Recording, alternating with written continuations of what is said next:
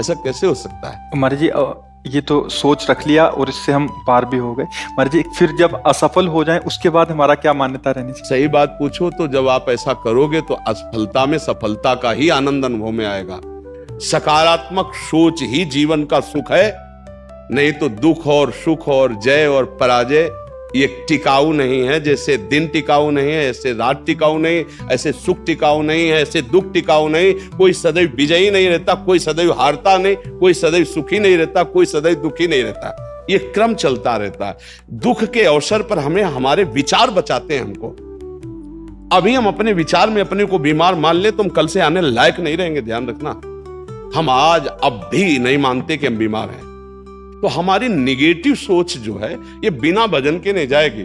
और अगर ये बनी रही तो अरबों रुपया हो, खूब बड़ा पद हो, पति व्यवस्था पत्नी सब कुछ हो, लेकिन नकारात्मक सोच तुम्हें चैन से नहीं रहने देगी।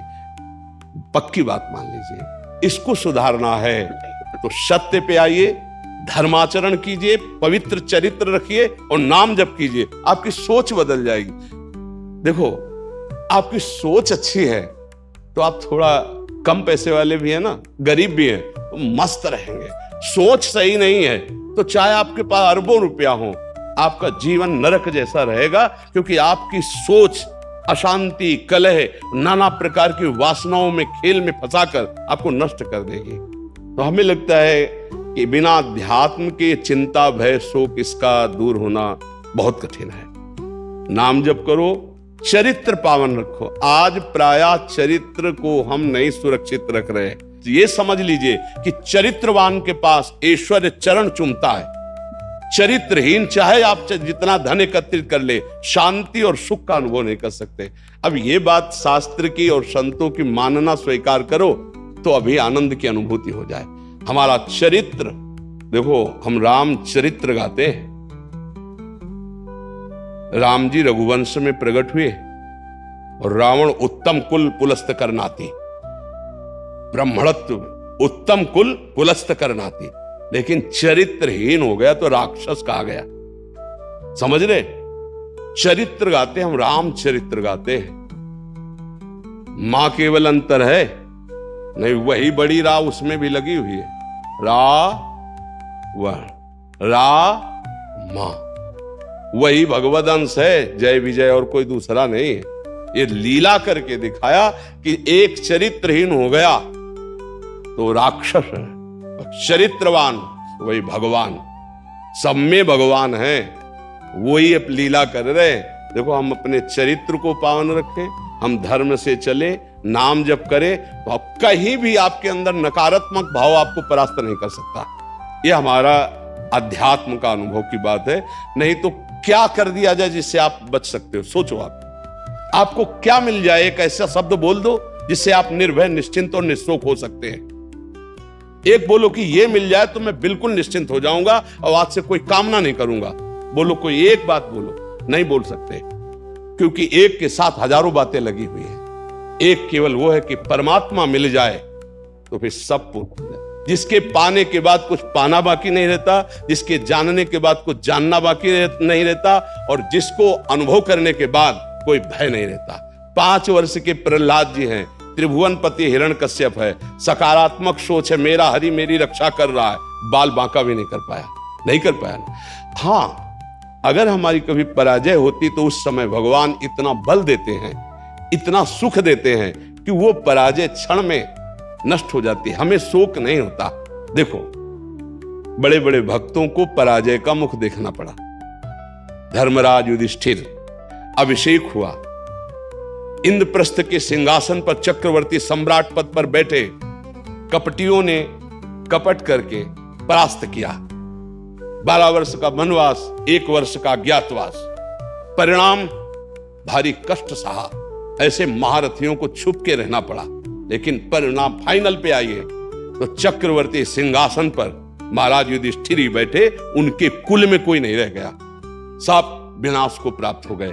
तो हमें लगता है धर्माचरण, भगवद आश्रय, पराजय कभी होती भी है तो वो विजय की ही आशा पुष्ट करती है, और भगवान इतना बल देते हैं कि पराजय उसे दुख नहीं दे पाती है।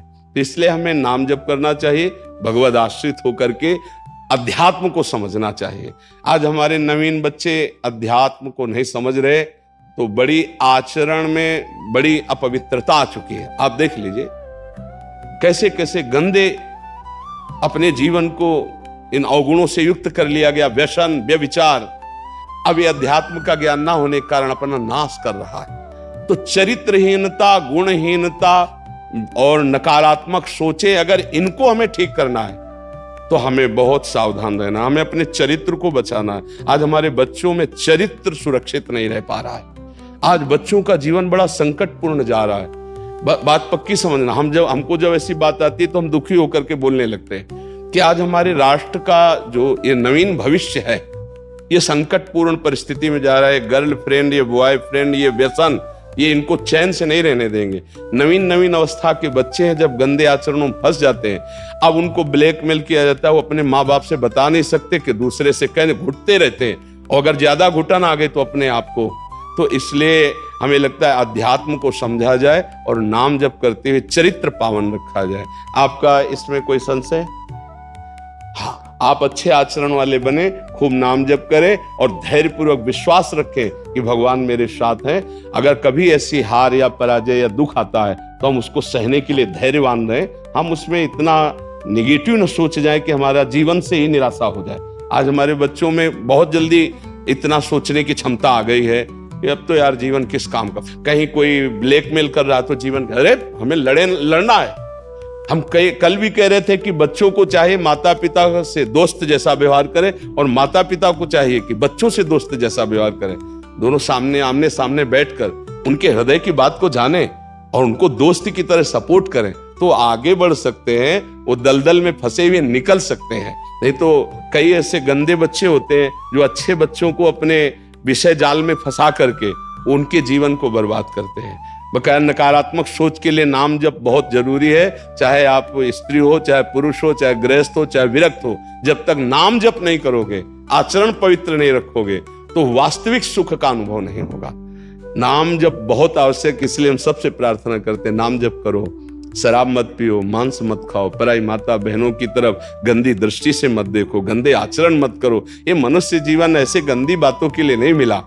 गृहस्थी में हो तो धर्माचरण करते हुए धर्म पूर्वक विषय भोगो और नाम जप करो, भगवान को प्राप्त हो। जी।